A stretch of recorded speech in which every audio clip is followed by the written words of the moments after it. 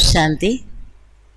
இன்று 3/11/2025 காலை முரளி. இன்றைய முரளியில பாபா கூறுகிறார், நம்முடைய சுபாவ சம்ஸ்காரத்தை சீராக்குவதற்கும் விகாரங்களை அழிப்பதற்கும் ஆத்மா உணர்வை பயிற்சி செய்யுங்க அப்படின்னு. ஆத்மாங்கிறத பயிற்சி செய்யறவங்களுக்கு கணவன் மனைவியாக இருந்தா கூட தூய்மையான வாழ்க்கையை மேற்கொள்ள முடியும் மற்றும் தெய்வீக குணங்களை தாரணை செய்யவும் முடியும். பாபாவின் ஞானம் அனைவருக்கும் அமைதியும் ஆனந்தம் அளிக்கிறதுன்னு நமக்கு எல்லாருக்கும் தெரியும். ஆனா இன்னைக்கு முறையில பாபா சொல்லாரு, குழந்தைங்களுக்கு ஒரு கவலை இருக்க வேண்டும்.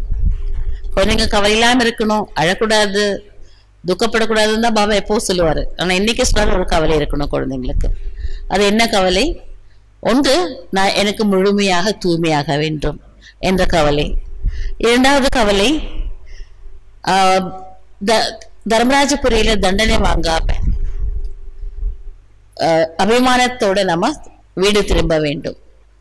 பாபாவின் குழந்தையான பின்பும் தண்டனை வாங்க வேண்டிய நிலை, அது மிகவும் வெட்கமான நிலை.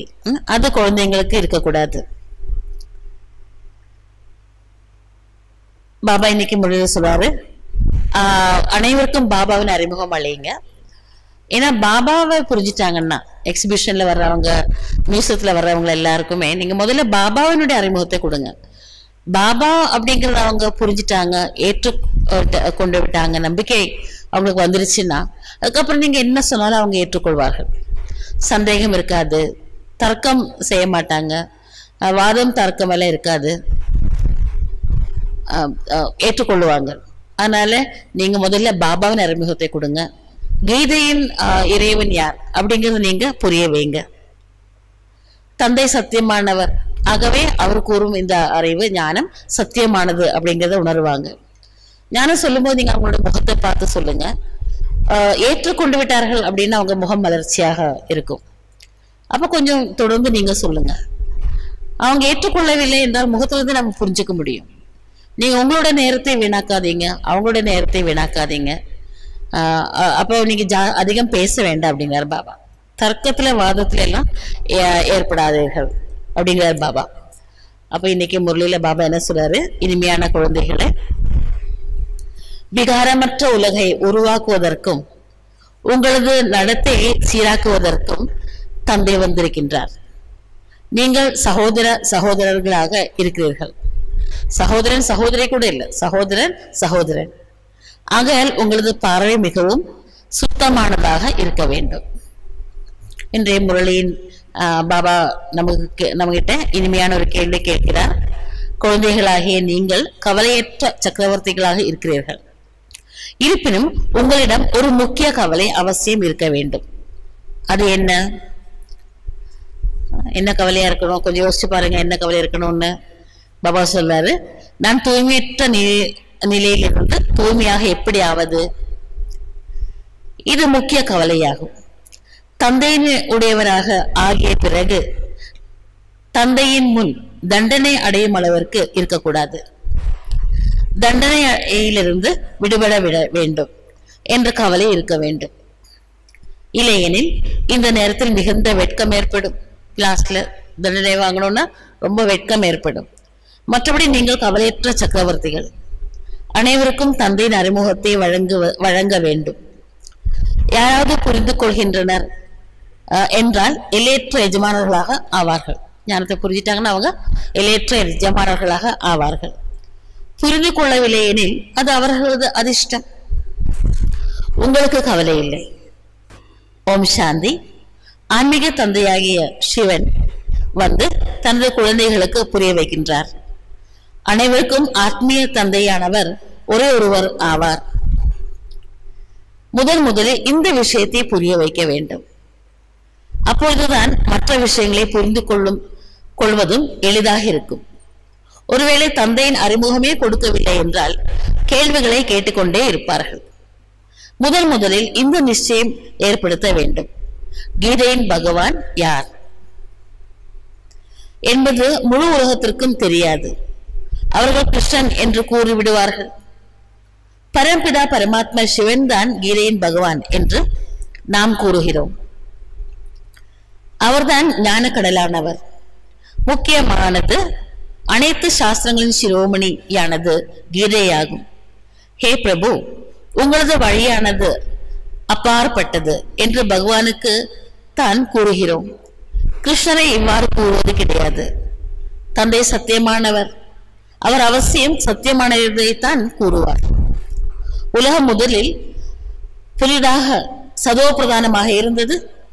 இப்பொழுது உலகம் பழையதாக தமோ பிரதானமாக இருக்கிறது. உலகை மாற்றக்கூடியவர் ஒரே ஒரு தந்தையாவார். தந்தை எவ்வாறு மாற்றுகின்றார் என்பதையும் புரிய வைக்க வேண்டும். ஆத்மா எப்பொழுது சதோ பிரதானமாக ஆகிறதோ அப்பொழுதுதான் சதோ பிரதானமான உலகம் ஸ்தாபனையாகும். முதலில் குழந்தைகளாகிய நீங்கள் உள்நோக்கு முகமுடையவர்களாக ஆக வேண்டும். அதிகமாக பேசக்கூடாது. ரொம்ப கதைகளும் எக்ஸாம்பிளும் அது இதெல்லாம் சொல்லி நேரத்தை வீணாக்க கூடாது. உள்ளுக்குள் நுழைந்ததும் பல சித்திரங்களை பார்த்து கேட்டுக்கொண்டே இருப்பர். முதலில் ஒரே ஒரு விஷயத்தை தான் புரிய வைக்க வேண்டும். அதிகம் கேட்பதற்கு வாய்ப்பு கொடுக்க கூடாது. முதலில் ஒரு விஷயத்தின் மீது நிச்சயம் செய்யுங்கள். பிறகு மற்ற விஷயங்களை புரிய வைக்கின்றோம். அதன் பிறகு நீங்கள் 84 பிறவி சக்கரத்தில் கொண்டு வரலாம். நான் பல பிறவைகளில் கடைசியில் பிரவேசிக்கின்றேன் என்று தந்தை கூறுகிறார். நீ உனது பிறப்புகளை பற்றி அறியவில்லை என்று இவருக்கும் தந்தை கூறுகிறார். பிரம்மா பாபா கூட தந்தை நமக்கு பிரஜாபிதா பிரம்மாவின் மூலமாக புரிய வைக்கின்றார். முதலில் அல்லாஹ் இறைவன் பற்றி தான் புரிய வைக்க வேண்டும். இறைவனை புரிந்து கொண்டால் பிறகு எந்த சந்தேகமும் ஏற்படாது. தந்தை சத்தியமானவர். அவர் ஒரு பொழுதும் பொய் உரைக்க மாட்டார் என்று கூறுங்கள். எல்லையற்ற தந்தையை தான் ராஜயோகம் கற்பிக்கின்றார். சிவராத்திரி கொண்டாடப்படுகிறது எனில் அவசியம் சிவன் இங்கு வந்திருக்க வேண்டும் அல்லவா? கிருஷ்ண ஜெயந்தியும் இங்குதான் கொண்டாடப்படுகிறது. எங்குன்னா பாரதத்துல. நான் பிரம்மாவின் மூலம் ஸ்தாபனை செய்கிறேன் என்று கூறுகிறார். இந்த ஒரே ஒரு நிராகார தந்தையின் குழந்தைகளாகிய அனைவரும் இருக்கிறீர்கள்.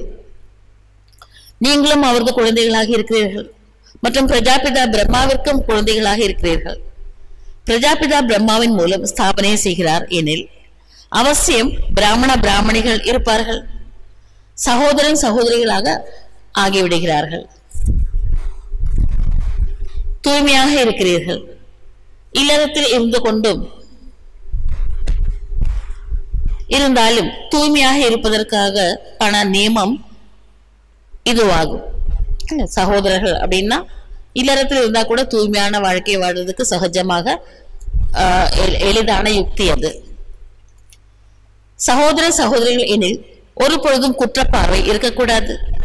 21 பிறவிகளுக்கு பார்வை தூய்மையாகி விடுகிறது. இந்த ஒரு ஜென்மம் நம்ம தூய்மையாயிட்டோம்னா 21 ஜென்மங்களுக்கு அது இயற்கையாகவே அந்த குணம் நமக்கு கிடைக்கிறது. தந்தைதான் குழந்தைகளுக்கு போதனைகள் கொடுப்பார் அல்லவா? தந்தை சொல் மிக்க மந்திரம் இல்லை என்கிறோம் தானே. நடத்தைகளை சீராக்குகின்றார். இப்பொழுது முழு உலகத்தின் நடத்தை மாற வேண்டும். இந்த பழைய பதீத உலகத்தில் யாரிடத்திலும் நல்ல நடத்தை கிடையாது. அனைவரிடத்திலும் விகாரம் இருக்கிறது.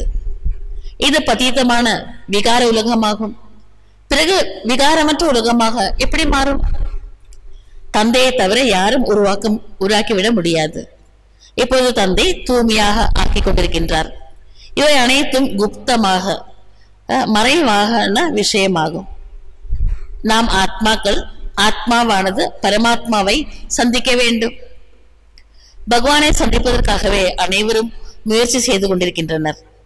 பகவான் நிராகாரமானவர் ஆவார். முக்தி கொடுப்பவர், லிபரேட்டர், வழிகாட்டி என்று பரமாத்மா தான் கூறப்படுகின்றார். மற்ற தர்மத்தை சார்ந்த யாரையும் முக்தி கொடுப்பவர், வழிகாட்டி என்று கூறுவது கிடையாது. பரம்பிதா பரமாத்மா வந்துதான் முக்தி கொடுக்கின்றார். அதாவது தமோ பிரதானத்திலிருந்து சதோ பிரதானமாக ஆக்குகின்றார். வழிகாட்டவும் செய்கின்றார். யாரு சதா முக்தியில் இருக்கிறாரோ அவர்தானே முக்தி அளிக்க முடியும். யாரு தானே ஜென்ம மரண சக்கரத்துல மாட்டி இருக்கிறாங்களோ அவங்க எப்படி மற்றவங்களுக்கு முக்தி அளிக்க முடியும்? ஆகவே யாரெல்லாம் இங்க பிறந்திருக்கிறாங்களோ, இந்த உலகத்துல பிறந்திருக்கிறாங்களோ, அது தர்மாத்மாக்களா இருக்கட்டும், பண்டிதர்களா இருக்கட்டும், ரிஷிகளா இருக்கட்டும், அவங்க யாருமே முக்தி அளிக்க முடியாது. ஆக முதலில் இந்த ஒரே ஒரு விஷயத்தை புத்தியில் அமர செய்யுங்கள். ஒருவேளை புரிந்து கொள்ளவில்லை எனில் விட்டு விடுங்கள். ரொம்ப தர்க்கம் பண்ண வேண்டாம் அப்படிங்கிறார் பாபா. இறைவனை புரிந்து கொள்ளவில்லை எனில் ஆஸ்தி எப்படி அடைய முடியும்? சென்று விடுவார்கள். நீங்கள் குழப்பம் அடையாதீர்கள். ஐயோ, நான் ஞானம் கொடுத்துட்டு யாருமே பாபா குழந்தை ஆக மாட்டேங்கிறாங்க அப்படின்னு நம்ம கவலைப்பட வேண்டியதில்லை. நீங்கள் கவலையற்ற சக்கரவர்த்திகள் ஆவீர்கள். அசுரர்களின் தடைகள் ஏற்படத்தான் செய்யும். இதுல ருத்ர ஞான யஜ்ஞமாகும். புராணங்களை கூட காமிச்சிருக்காங்க இல்லையா? யாகம் நடத்தும் பொழுது அசுரர்களும் ராட்சசர்களும் எல்லாம் அங்கே அதை அசுத்தப்படுத்த வருவாங்க அப்படின்னு. அவங்களுக்கு எல்லாருக்கும் அவங்களெல்லாம் சாவடிப்பாங்க, அவங்களெல்லாம் ரொம்ப உபதிரவம் பண்ணுவாங்க அப்படின்னு. ஆக முதலில் தந்தையின் அறிமுகம் கொடுக்க வேண்டும். தந்தை கூறுகின்றார், மன்மனா பவா. எந்த அளவிற்கு முயற்சி செய்வீர்களோ அந்த அளவிற்கு பதவி அடைவீர்கள். ஆதி சனாதன தேவி தேவதா தர்மம் ஸ்தாபனை ஆகி கொண்டிருக்கிறது. அது லட்சுமி நாராயணனின் ராஜ்யம் ஆகும். மற்ற தர்மத்தை சார்ந்த யாரும் ராஜ்யத்தை ஸ்தாபனை செய்வது கிடையாது. தந்தை அனைவருக்கும் முக்தி கொடுக்கின்றார். பிற மதஸ்தாபகர்கள் அவர்களது நேரத்தில் அவர்களது மதங்களை ஸ்தாபனை செய்கின்றனர். விருத்தியும் அடையும், பதீதமாகவும் ஆகிய தீர வேண்டும். பதியத்திலிருந்து பாவனம் ஆக்குவது ஒரே ஒரு தந்தையின் காரியமாகும். அவர்கள் தர்மத்தை மட்டுமே ஸ்தாபனை செய்வார்கள். இதில் மகிமைக்கான விஷயம் எதுவுமே இல்லை. மகிமை ஒரே ஒருவருக்கு மட்டுமே. அவர்கள் கிறிஸ்துவிற்கு எவ்வளவு மகிமை செய்கின்றனர். முக்தி கொடுப்பவர், வழிகாட்டியாக இருப்பவர் ஒரே ஒரு தந்தை மட்டுமே என்று அவர்களுக்கு புரிய வைக்க வேண்டும். மற்றபடி கிறிஸ்து என்ன செய்தார்? அவருக்கு பின்னால் கிறிஸ்துவ தர்மத்தை சார்ந்த ஆத்மாக்கள் வந்து கொண்டே இருப்பர், கீழே இறங்கிக் கொண்டே இருப்பர். துக்கத்திலிருந்து விடுவிப்பவர் ஒரே ஒரு தந்தை ஆவார். இது போன்ற அனைத்து கருத்துக்களையும் நல்ல முறையில் புத்தியில் தாரணை செய்ய வேண்டும். ஒரே ஒரு இறைவன் தான் கருணையுடையவர் என்று கூறப்படுகின்றார். கிறிஸ்து எந்த கருணையும் காண்பிப்பது கிடையாது. எந்த ஒரு மனிதனும் யார் மீதும் கருணை காண்பிப்பது கிடையாது. தந்தை அனைவருக்கும் முக்தி கொடுக்கின்றார். பிற மத ஸ்தாபகர்கள் அவர்களது நேரத்தில் அவர்களது மதங்களை ஸ்தாபனை செய்கின்றனர். விருத்தியும் அடையும், பதீதமாகவும் ஆகிய தீர வேண்டும். பகுதியிலிருந்து பாவனமாக்குவது ஒரே ஒரு தந்தையின் காரியமாகும். அவர்கள் தர்மத்தை மட்டுமே ஸ்தாபனை செய்வார்கள். இதில் மகிமைக்கான விஷயம் எதுவும் இல்லை. மகிமை ஒரே ஒருவருக்கு மட்டுமே. அவர்கள் கிறிஸ்துவிற்கு எவ்வளவு மகிமை செய்கின்றனர். முக்தி கொடுப்பவர், வழிகாட்டியாக இருப்பவர் ஒரே ஒரு தந்தை மட்டுமே என்று அவர்களுக்கும் புரிய வைக்க வேண்டும். மற்றபடி கிறிஸ்து என்ன செய்தார்? அவருக்கு பின்னால் கிறிஸ்துவ தர்மத்தை சார்ந்த ஆத்மாக்கள் வந்து கொண்டே இருப்பர், கீழே இறங்கிக் கொண்டே இருப்பர். துக்கத்திலிருந்து விடுபட்டவர் ஒரே ஒரு தந்தை ஆவார். இது போன்ற அனைத்து கருத்துக்களையும் நல்ல முறையில் புத்தியில் தாரணை செய்ய வேண்டும். ஒரு இறைவன் தான் கருணையுடையவர் என்று கூறப்படுகின்றார். கிறிஸ்து எந்த கருணையும் காண்பிப்பது கிடையாது. எந்த ஒரு மனிதனும் யார் மீதும் கருணை காண்பிப்பது கிடையாது. கிறிஸ்து மட்டும் இல்ல, யாரும் யார் மீதும் கருணை காமிக்க முடியாது. யார் ஏதாவது உதவி செய்யறாங்கன்னா கர்ம பலன்படி அவங்க முதல்ல செஞ்சிருக்காங்க, அப்ப திரும்ப கொடுக்கறாங்க. பாக்கி கருணை காண்பிப்பர் ஒரே ஒரு இறைவன் மட்டுமே. கருணை என்றால் எல்லையற்றது ஆகும். ஒரு தந்தை மட்டுமே அனைவர் மீதும் கருணை காட்டுகின்றார். சத்தியோகத்தில் அனைவருக்கும் சுகம் சாந்தியுடன் இருப்பீர்கள். துக்கத்திற்கான விஷயமே கிடையாது.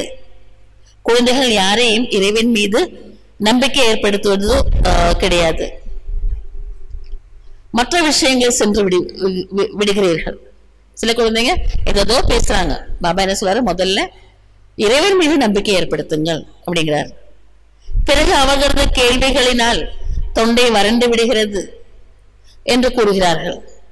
முதலில் தந்தையின் அறிமுகத்தை கொடுக்க வேண்டும். நீங்கள் மற்ற விஷயங்கள் செல்லவே வேண்டாம். தந்தை சத்தியத்தை மட்டுமே கூறுவார் அல்லவா என்று கூறுங்கள். பிரம்மாகுமார் பிரம்மா குமாரிகளாகிய நமக்கு தந்தையை தான் கூறுவார் அல்லவா. இந்த சித்திரங்கள் அனைத்தும் அவர் உருவாக்கியது ஆகும். இதில் சந்தேகம் வரக்கூடாது. சாட்சாத் இறைவன் உருவாக்கியது, ஆகவே ஏற்றுக்கொள்ள வேண்டும். சந்தேக புத்தி அழிவை தரும். முதலில் நீங்கள் அனைத்து ஆத்மா என்று புரிந்து கொண்டு தந்தையின் நினைவு செய்தால் விகர்மங்கள் அழிந்துவிடும். வேற எந்த உபாயமும் கிடையாது.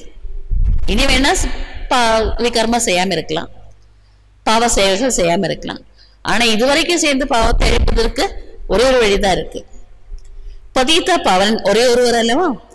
தேகத்தின் அனைத்து சம்பந்தங்களையும் விடுத்து என் ஒருவனை நினைவு செய்யுங்கள் என்று தந்தை கூறுகின்றார்.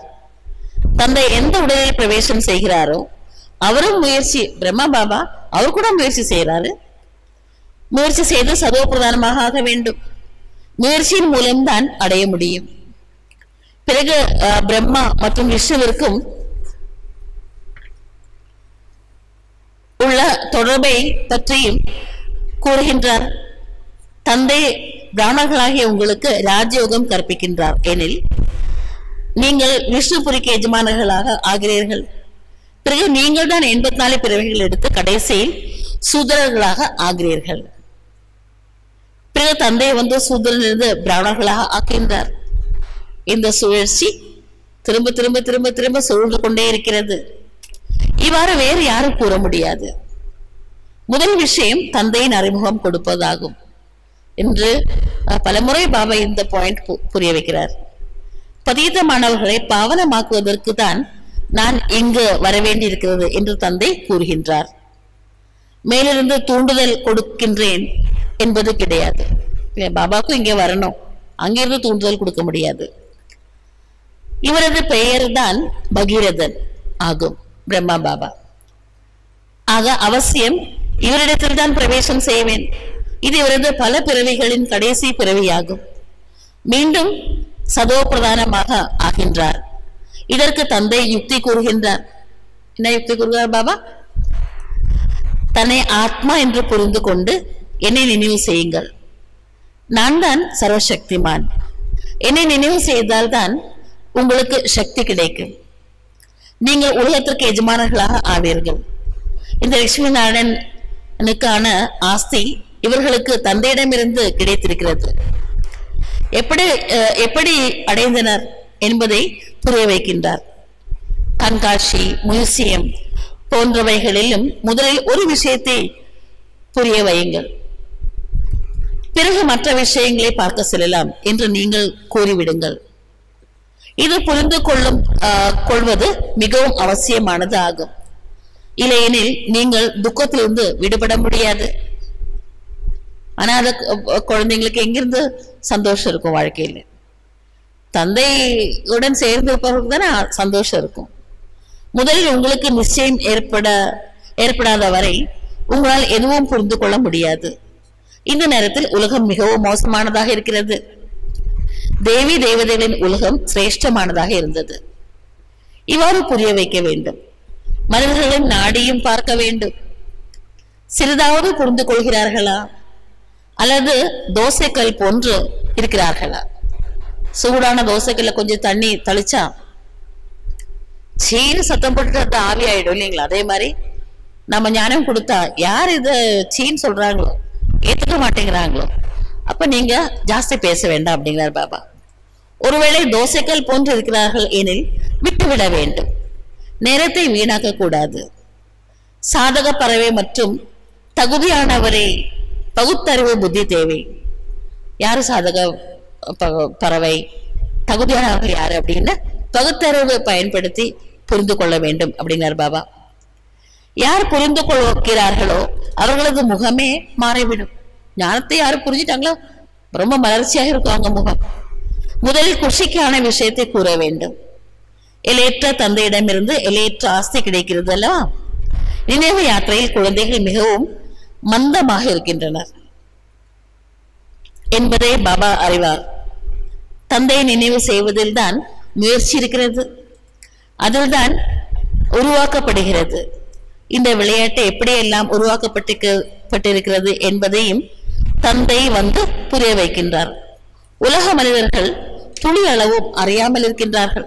ஆகவே நமக்கு கவலை இருக்கணும். நமக்கு கிடைச்ச இந்த ஞானம் என்னோட அனைத்து சகோதர ஆத்மாக்களுக்கும் கிடைக்கணும். நான் அனுபவிக்கக்கூடிய இந்த இன்பம், தான் பெற்ற இன்பம் பெருகை வையகம் அப்படிங்கிற கவலை நமக்கு இருக்கணும் அப்படிங்கிறார் பாபா. தந்தை நினைவில் இருந்து நீங்கள் மற்றவர்களுக்கு புரிய வைக்கும் பொழுது ஏகரசமாக இருப்பீர்கள். இல்லையெனில் ஒரே மனநிலையுடன் இருப்பீர்கள். இல்லையெனில் ஏதாவது குறைகள் வெளிப்பட்டு கொண்டே இருக்கும். நீங்கள் எந்த கஷ்டத்தையும் எடுத்துக்கொள்ளாதீர்கள். அவசியம் ஸ்தாபனை ஆகியே தீரும். யாராலும் தடுக்க முடியாது. இறைவனோட காரியத்துக்கு யாராவது தடை செய்ய முடியுமா என்ன? மகிழ்ச்சியுடன் இருக்க வேண்டும். தந்தையிடமிருந்து நாம் எல்லையற்ற ஆஸ்தி அடைந்து கொண்டிருக்கின்றோம். என் ஒருவனை நினைவு செய்யுங்கள் என்று தந்தை கூறுகின்றார். மிக அன்பாக அமர்ந்து புரிய வைக்க வேண்டும். தந்தையை நினைவு செய்து ஆனந்த கண்ணீர் வந்துவிட வேண்டும். மற்ற அனைத்து சம்பந்தங்களும் கலியுகத்தினுடையது. இது ஆன்மீக தந்தையின் சம்பந்தமாகும். உங்களது இந்த ஆனந்த கண்ணீரும் வெற்றி மாலையில் மணியாக ஆகிவிடும். இவ்வாறு மிக அன்பாக நினைவு செய்பவர்கள் மிகவும் குறைவாக இருக்கின்றனர். கண்ணில் ஆனந்த கண்ணீர் வர அளவுக்கு அவ்வளவு அன்பா பாபாவை நினைவு பண்றவங்க ரொம்ப குறைவாக இருக்கிறது அப்படிங்கிறார் பாபா. முயற்சி செய்து எவ்வளவு முடியுமோ தனது நேரத்தை ஒதுக்கி தனது எதிர்காலத்தை உயர்வானதாக ஆக்கிக் கொள்ள வேண்டும். கண்காட்சிகளில் இவ்வாறு அதிகமான குழந்தைகள் இருக்கக்கூடாது. அதிகப்படியான சித்திரங்கள் அவசியம் இல்லை. நிறைய பேருக்கு ஒரேடியா சொல்லி கொடுத்தா ஒருத்தருக்கு சந்தேகம் வந்து அவர் எல்லாரும் புத்தியும் சந்தேக புத்தியாக ஆக்கி விடுவார். அதாவது கொஞ்சம் கொஞ்சம் பேருக்காக புரிய வைங்க அப்படிங்கிறார் பாபா. முதல் நம்பர் சித்திரம் கீதையின் பகவான் யார்? அதன் அருகில் லட்சுமி நாராயணன் ஏணிப்படி படம் வைக்க வேண்டும். இவ்வளவுதான். மற்றபடி இவ்வளவு சித்திரங்கள் பயனற்றதாகும். நிறைய படங்கள் வச்சுட்டு கன்ஃபியூஷன் ஆயிடுவாங்க. ஒண்ணுமே நினைவிற்கு மறந்து போயிடுவாங்க எல்லாமே. குழந்தைகளாகிய நீங்கள் எவ்வளவு முடியுமோ நினைவு யாத்திரையை அதிகப்படுத்த வேண்டும். பதினத்திலிருந்து பாவனமாக எப்படியாவது என்ற முக்கிய கவலை மட்டுமே இருக்க வேண்டும். பாபாவின் குழந்தையாகிய பிறகு பாபாவின் முன் சென்று தண்டனை அடைவது என்பது மிகவும் துர்கதிக்கான விஷயமாகும். இப்பொழுது நினைவு யாத்திரையில்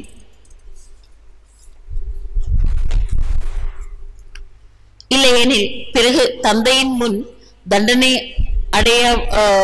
அடைகின்ற பொழுது மிகவும் வெட்கப்பட வேண்டியிருக்கும்.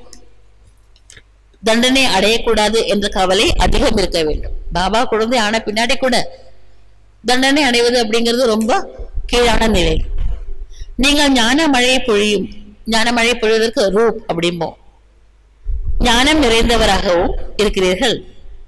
யோகி அப்படின்னா பசந்த், யோகியாகவும் இருக்கிறீர்கள். நானும் ஞான மழை பொழியும் ரூப் மற்றும் பசந்த் ஆக இருக்கிறேன் என்று பாபாவும் கூறுகின்றார். மிக சிறிய புள்ளியாக இருக்கின்றேன், ஆனால் ஞான கடலாகவும் இருக்கின்றேன். உங்களது ஆத்மாவில் முழு ஞானத்தையும் நிரப்புகிறேன். எதுவுமே ஒழிச்சு வைக்காம மறைச்சு வைக்காம முழு ஞானத்தை பாபா நமக்கு அளிக்கிறார். 84 பிறவிகளில் முழு ரகசியமும் உங்களது புத்தியில் இருக்கிறது. நீங்கள் ஞான சுரூபமாகி ஞான மழை பொழுகிறீர்கள். ஞானத்தின் ஒவ்வொரு ரத்தினமும் எவ்வளவு விலை மதிக்க முடியாததாக இருக்கிறது. இதை யாராலும் விலை நிர்ணயிக்க முடியாது. அதனால்தான் பதுமா பதம் பாக்கியசாலிகள் என்று பாபா கூறுகின்றார்.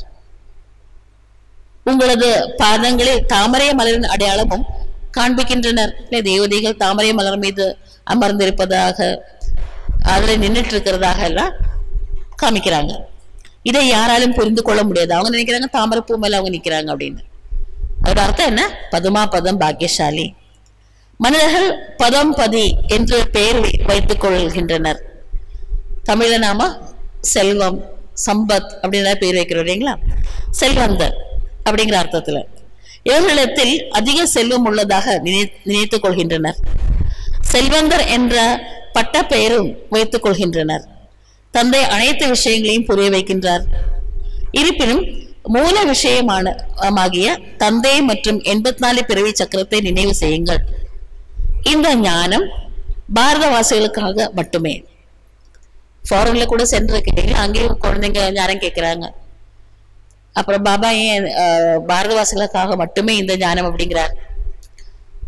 இப்ப ஃபாரின்ல இருக்காங்கன்னா கூட ஒரிஜினலி அவங்க பாரதவாசிகள். பல ஜென்மங்கள் எடுத்து பல கர்ம கணக்கில மாட்டி அவங்க அங்கே போய் பிறந்திருக்காங்க. ஆனாலும் அங்கேயும் சேவை நடக்கணும் இல்லையா, அதுக்காக நிமித்தமாக அங்கே போயிருக்காங்க. ஆனா அவங்க ஒரிஜினலி அவங்க பாரதவாசிகள். நீங்கள் தான் 84 பிறவிகள் எடுக்கிறீர்கள். இதுவும் புரிந்து கொள்ள வேண்டிய விஷயம் அல்லவா? வேற எந்த சன்னியாசி போன்றவர்களை சுய தர்ஷன சக்கரதாரி என்று கூறுவது கிடையாது. தேவதைகளையும் கூற முடியாது. அவங்களுக்கும் நாளைக்கு கலியுகம் வரும் அப்படின்னு தெரிஞ்சா கவலை தானே வரும். ஞானம் சந்தோஷம் அளிப்பதற்காக. ஆக அவங்களுக்கு அந்த ஞானம் அங்கே இல்லை. தேவதைகள் இடத்திலும் ஞானம் கிடையாது. நம்மிடம் முழு ஞானமும் இருக்கிறது. இது சொல்றது பிரம்மா பாபா. அதுவேதான் நம்மிடம் அப்படிங்கிறார். இந்த லட்சுமி நாராயணம் இடத்தில் கிடையாது என்று நீங்கள் கூறுகிறீர்கள். தந்தை யதார்த்த விஷயங்களை புரிய வைக்கின்றார் அல்லவா? அவர் இல்லாத ஒண்ணு சொல்லல. என்ன உண்மையாக என்ன இருக்குதோ அதை அவர் உணர வைக்கிறார். இந்த ஞானம் மிகவும் அவசியமானதாகும். நீங்கள் எவ்வளவு மறைவான மாணவர்களாக இருக்கிறீர்கள். இல்ல யாருக்குமே தெரியாது நம்ம படிச்சுட்டு இருக்கிறோம் மாணவர்கள் அப்படின்னு.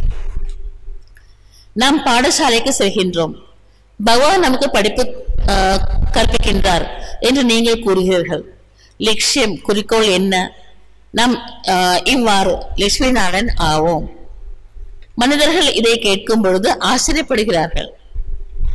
நாம் நமது தலைமை நிலையத்திற்கு செல்கிறோம். என்ன படிக்கிறீர்கள்? மனிதனிலிருந்து தேவதை, யாஜிப்பவர்களில் இருந்து இளவரசர் ஆவதற்கான கல்வியை கற்றுக்கொண்டிருக்கின்றோம். உங்களது சித்திரங்களும் முதல் தரமானதாக இருக்கிறது. பாத்திரம் அறிந்துதான் தானம் செய்ய வேண்டும்.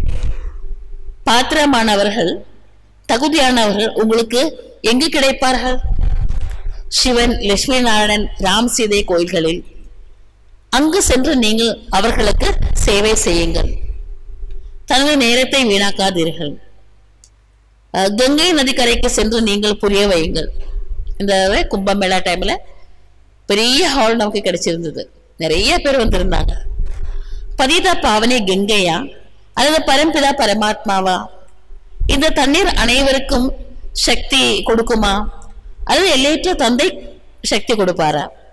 நீங்கள் இதை பற்றி நல்ல முறையில் புரிய வைக்க வேண்டும். உலகிற்கு எஜமானர் ஆவதற்கான வழி கூறுகிறீர்கள். தானம் செய்கிறீர்கள்.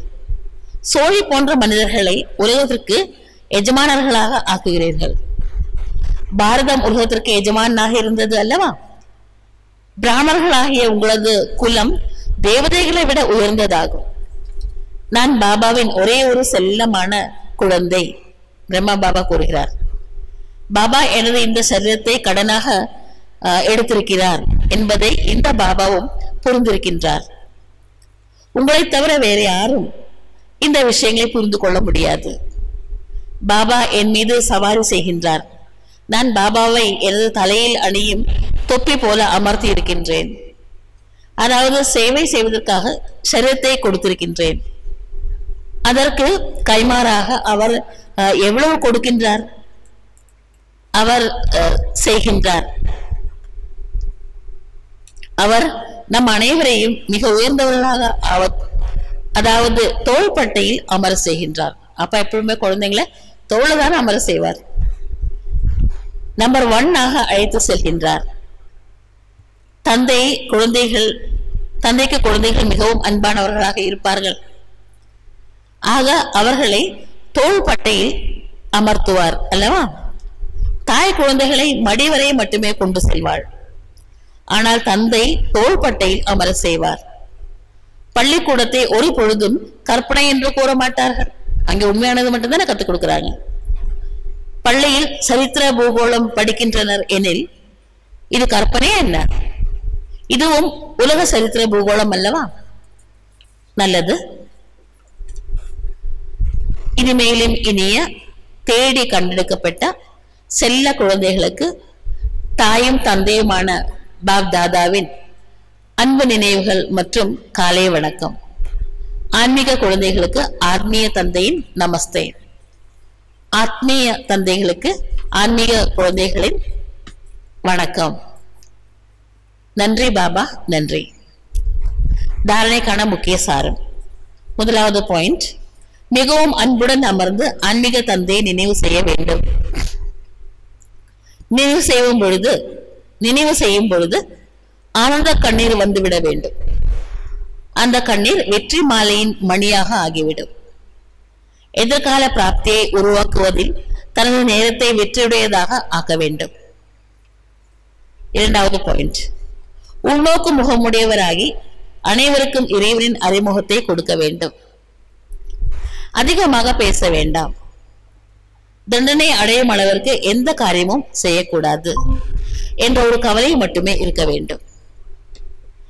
இன்றைய முரளியின் இனிமையான வரதானம், நான் ஆன்மீக யாத்திரை செய்பவன். இந்த நினைவில் சதா உபராம், ஞாரா மற்றும் நிர்மோகி ஆகுக. அதனுடைய விளக்கம், ஆன்மீக யாத்திரையாளர் சதா நினைவு யாத்திரையில் முன்னேறிக்கொண்டே இருப்பார்கள்.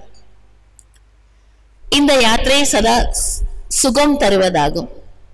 இந்த யாத்திரையில் இருப்பவர் வேறு எந்த யாத்திரையும் செய்ய வேண்டியது அவசியம் இல்லை. அனைத்து யாத்திரையும் இந்த யாத்திரையில் அடங்கியுள்ளது. மனமும் உடலும் சுற்றி திருவது நின்று போகிறது. ஆகவே நான் ஆன்மீக யாத்திரையாளர் என்பது சதா நினைவில் இருக்கட்டும். யாத்திரை செய்பவருக்கு எவர் மீதும் பற்று இருக்காது. அவர்களுக்கு சுலபமாகவே உபராம், நிர்மோகி, ஞாரா நிலை பெரும் வரதானம் கிடைத்து விடுகிறது.